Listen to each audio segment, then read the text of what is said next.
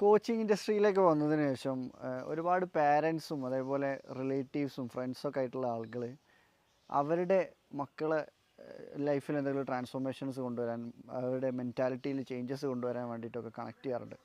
അപ്പോൾ ഒറ്റൊരു കാര്യമാണ് എനിക്ക് അങ്ങനത്തെ ആളുകളോട് പറയാനുള്ളത്.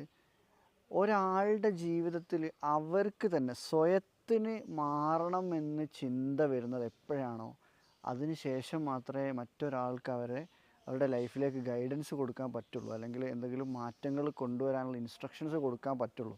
അല്ലാതെ മാറാൻ റെഡി അല്ലാതെ ഒരു സ്റ്റേജിൽ അല്ലെങ്കിൽ കംഫർട്ട് സോണിൽ നിൽക്കുന്ന ഇപ്പം കറൻ്റ്ലി ഓടിക്കൊണ്ടിരിക്കുന്ന ആ ഒരു സാഹചര്യത്തിൽ തന്നെ പോയാൽ മതി എന്നുള്ള ചിന്താഗതിയോട് കൂടുള്ള ഒരാളുടെ ലൈഫിലേക്ക് ഒരു കോച്ചിന് കാര്യമായിട്ടുള്ള ചേഞ്ചസ് കൊണ്ടുവരാൻ പറ്റില്ല. അതുകൊണ്ട് അതെല്ലാവരും ഒന്ന് മനസ്സിൽ വെക്കുക. അതിനനുസരിച്ച് സ്വയം മാറണമെന്ന്